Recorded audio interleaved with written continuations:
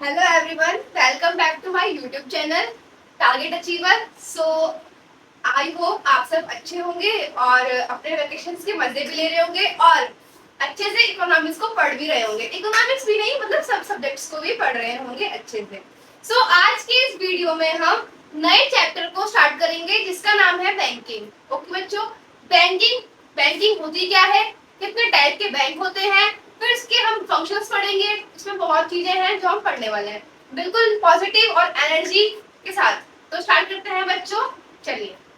पहला हमारा जो है, फर्स्ट आपको बताना है, हमारे जो बैंक होते हैं टू टाइप्स के होते हैं। कितने टाइप्स के होते हैं? टू टाइप्स के। पहला हमारा जैसे हम बैंक है, टू टाइप्स के होते हैं। First commercial bank,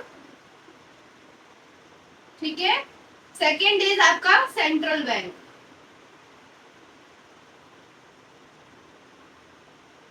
commercial bank यानी कि जैसे कि आपने एग्जांपल इसके हैं सुने होंगे, SBI, BOB यानी बैंक ऑफ बड़ौदा, ठीक है, HDFC बैंक, ठीक है, और एटेक्स्ट्रा। जितने भी आपने आज तक जितने भी बैंकों के नाम सुने हैं, it is called commercial bank, जिसे हम हिंदी में बोलते हैं व्यापारिक बैंक। सेकेंड है हमारा सेंट्रल बैंक, जो कि हमारा भारत में एक ही है और बहुत ही अपेक्स है, जिसे हम सुप्रीम भी बोलते हैं। This is called RBI, Hindi में बोलेंगे रिजर्व बैंक ऑफ इंडिया, ठीक है। ये भारत में एक ही है और सबसे सर्वोच्च है, यानी अपेक्स है। आई होप आपको दोनों टाइप समझ में आ गए होंगे, कितने टाइप के हमारे बैंक होते हैं, commercial bank and central bank. हम स्टार्ट करते हैं यहाँ से टॉपिक अपना। पहला कमर्शियल बैंक होता क्या है? स्टार्ट करते हैं। कमर्शियल बैंक यानी व्यापारिक बैंक। व्यापारिक बैंक एक वित्तीय संस्था है जो लाभ के उद्देश्य से जमा स्वीकार करने, यानी कि प्रॉफिट के ऑब्जेक्टिव से हम क्या करते हैं, एक तरीके से जमा को स्वीकार करते हैं, यानी डिपॉजिट को हम स्वीकार एक्सेप्ट करते हैं। एंड ऋण देने यानी कि जो हमारा investment for the purpose granting loans, ठीक है, और हमारा है निवेश करने का कार्य करते हैं, यानी इन्वेस्टमेंट। यानी कमर्शियल बैंक एक तरीके से हमारे जमा स्वीकार किस लिए करते हैं, लाभ कमाने के लिए और ऋण प्रदान करने के लिए और इन्वेस्टमेंट करने के लिए भी। आइए एक बार इंग्लिश में समझ लेते हैं।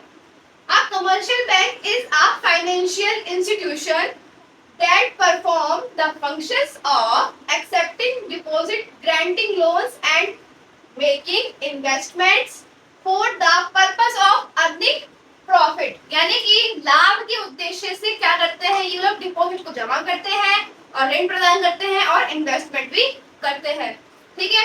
नेक्स्ट हम स्टार्ट करते हैं सेंट्रल बैंक यानी RBI। ये हमारा भारत में एक ही है।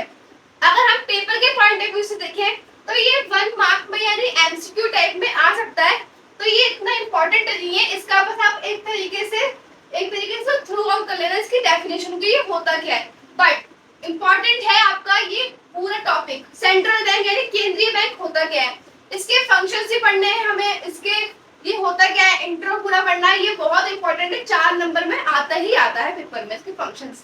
तो स्टार्ट करते हैं इसके इंट्रोडक्शन से। तो पहले पढ़ते हैं हम सेंट्रल बैंक यानी कि केंद्रीय बैंक, जिसे हम कहते हैं RBI, इंग्लिश में बोलेंगे रिजर्व बैंक ऑफ इंडिया, ठीक है। समझते हैं क्या है ये। A central bank is an apex financial institution, यानी कि ये भी एक तरीके से वित्तीय संस्था है, लेकिन अपेक्स यानी कि यहाँ पे अपेक्स का मतलब क्या है, सर्वोच्च, शीर्ष, यानी सबसे बड़ा एक तरीके से, ठीक है। That is responsible for overseeing the monetary system, यानी कि ये एक तरीके से पूरे मॉनेटरी सिस्टम को देखता है, जिसे हम हिंदी में बोलते हैं मौद्रिक नीति प्रणाली को। And policy of a nation यानी नेशन यानी राष्ट्र के लिए पॉलिसीज को भी बनाता है। कौन? Reserve bank of India. The reserve bank of India RBI is India central bank. ये 1 मार्क में आ सकता है कि इंडिया का सेंट्रल बैंक का नाम क्या है, तो आपको उसमें 4 ऑप्शन मिल जाएंगे, SBI, HDFC, RBI। तो आपको RBI लगाना है, यानी रिजर्व बैंक ऑफ इंडिया, ठीक है। ये इस्टेब्लिश यानी इसकी स्थापना कब हुई थी, इसकी स्थापना हुई थी 1 अप्रैल 1935 में, यानी कि RBI की स्थापना 1 हमारे देश में अंग्रेजों का शासन था, ठीक है। लेकिन ये स्थापना तो 1 अप्रैल 1935 में हुई थी, लेकिन इसका जो एक्ट था 1934 में आ गया था।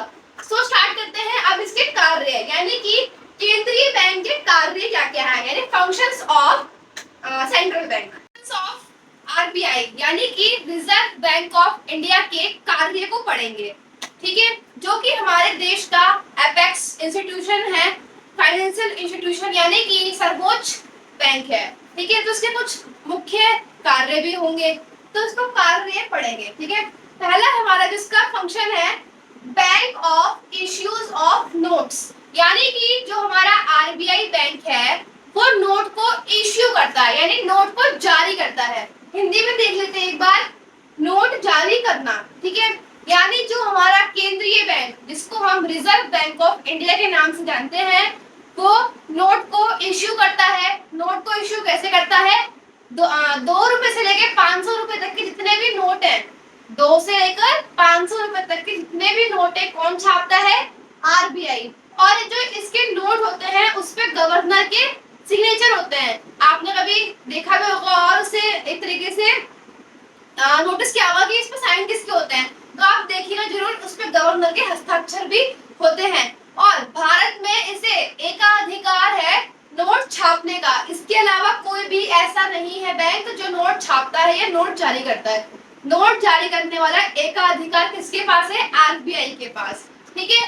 नोट जारी करने के लिए किस क्या होना चाहिए, सबसे पहले 200 करोड़ का सोना या 200 करोड़ का सोना या कम से कम 115 करोड़ का सोना होना चाहिए, ठीक है। और विदेशी मुद्रा यानी कि फॉरेन करेंसी भी होनी चाहिए, तभी ये नोट को इश्यू कर सकता है, ठीक है। आई होप आपको जो फर्स्ट फंक्शन है आरबीआई का क्लियर हो गया होगा। अगर नहीं कुछ भी आपको डाउट आता है तो आप उसे कमेंट सेक्शन में पूछ सकते हैं। नेक्स्ट हमारा जो है banker agent and financial adviser to the government, ठीक है, जिसे हम पढ़ेंगे सरकार का बैंक। इसे सरकार का बैंक क्यों कहते हैं, क्योंकि इसमें सरकारी जितने भी विभाग होते हैं, सरकारी विभाग के खाते किसमें होते हैं, हमारे आरबीआई में, ठीक है। जो आरबीआई है हमारा सरकार के बैंक का एक तरीके से वित्तीय सलाहकार, यानी कि फाइनेंशियली एडवाइजर, ठीक है। ये लिखा है ना, फाइनेंशियल एडवाइजर के रूप में भी कार्य करता है, एजेंट के रूप में कार्य करता है, एक तरीके से ये एडवाइस भी देता है। तो इसको हम कहते हैं, क्या कहते हैं, सरकार का बैंक एक तरीके से, ठीक है। आई होप आपको ये वाला पॉइंट भी क्लियर हो गया होगा। थर्ड हमारा है बैंकर्स बैंक, यानी कि बैंकों का बैंक। अब इसे बैंकों का बैंक क्या कैसे कह सकते हैं, ठीक है, समझाते हैं आपको एक उदाहरण से।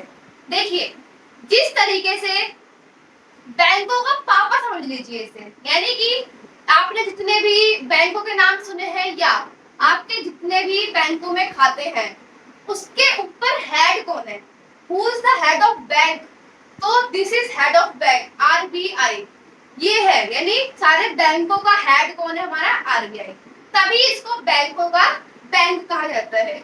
अब इसे थोड़ा डिटेल में समझते हैं।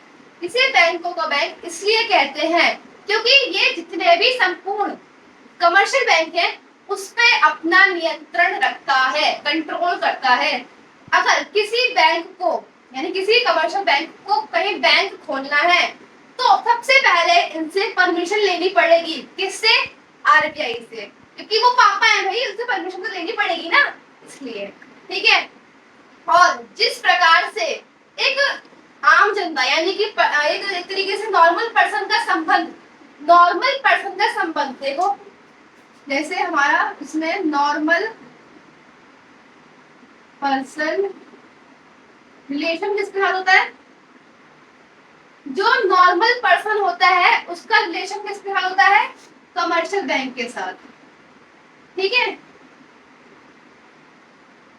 और उसी प्रकार से कमर्शियल बैंक का जो रिलेशन होता है किसके साथ होता है, आरबीआई के साथ। जैसे हमारा रिलेशन है कमर्शियल बैंक के साथ, उसी प्रकार से कमर्शियल बैंक का रिलेशन किसके साथ है, आरबीआई के साथ, ठीक है बच्चों। इसलिए इसे बैंकों का बैंक कहा जाता है। आई होप आपको उसका थर्ड वर्क यानी फंक्शन भी समझ में आ गया होगा। फोर्थ है हमारा lender of the last resort, यानी कि अंतिम ऋणदाता। इसे अंतिम ऋणदाता क्यों कहते हैं? क्योंकि आपको बताइए भारत में सिर्फ इसे ही एकाधिकार है नोट जारी करने का, तो इसे एक तरीके से अंतिम ऋणदाता इसलिए कहते हैं क्योंकि जब हमारे देश में सरकार को और जितने भी व्यापारिक बैंक है ये पैसे देता है उधार पे। किस पे देता है? उधार पे पैसा। फॉर एग्जाम्पल आपको लोन की जरूरत होती है, आप जाएंगे लोन लेने कहाँ? व्यापारिक बैंक यानी कि अपने कमर्शियल बैंक में, आरबीआई आप नहीं जाएंगे। ठीक उसी प्रकार से कमर्शियल बैंक को जब जरूरत होती है पैसों की तो वो किसके पास जाएगा? आरबीआई के पास। ठीक है, एक तरीके से ये सरकार को और कमर्शियल बैंक जितने भी हैं उनको ऋण प्रदान करता है, लोन प्रदान करता है। ठीक है, this is called lender of the last resort. ठीक है, और सरकार को लोन की जरूरत कब होती है? जब सरकार घाटे की स्थिति में होती है। ठीक है, और व्यापारिक बैंक हमारा जो आरबीआई का लास्ट फंक्शन है कंट्रोल ऑफ क्रेडिट, यानी कि इसे हम हिंदी में बोलते हैं साख का नियंत्रण। केंद्रीय बैंक साख का नियंत्रण कैसे करता है समझते हैं। देखिए, जब अर्थव्यवस्था में मुद्रा की पूर्ति से अभिप्राय यानी कि एक तरीके से जब अर्थव्यवस्था में एक्सेस डिमांड यानी जब डिमांड अधिक हो तो जो हमारा आरबीआई होता है वो सारे जितने भी व्यापारिक बैंक है उनको ऑर्डर देता है या आदेश देता है कि आप सब जो ब्याज की दरें हैं यानी जो रेट ऑफ इंटरेस्ट है उसको इंक्रीज कर दीजिए, जिससे पब्लिक होगी वो कम लोन लेगी। क्योंकि जब रेट ऑफ इंटरेस्ट हाई होगा तो जो पब्लिक होगी वो मतलब लोन लेने से एक तरीके से बहुत कम लेगी। एक तरीके से हम एक्सेस डिमांड की प्रॉब्लम को कम कर सकते हैं। तो ये हमारा इसका लास्ट फंक्शन था। आई होप आपको सारे ये क्लियर हो गया होगा। ये पेपर के पॉइंट ऑफ व्यू से बहुत ही इंपॉर्टेंट है, तभी मैंने ऊपर लिखा है वेरी वेरी इंपॉर्टेंट। 4 नंबर में आता ही आता है। मैंने आपको 5 पढ़ाए हैं। ठीक है, पांचों में से जो आपको अच्छा लगे, जो आपको इजी लग रहा हो पढ़ने में, 4 अच्छे से बिल्कुल प्रॉपर आंसर बना लेना इसके बढ़िया से।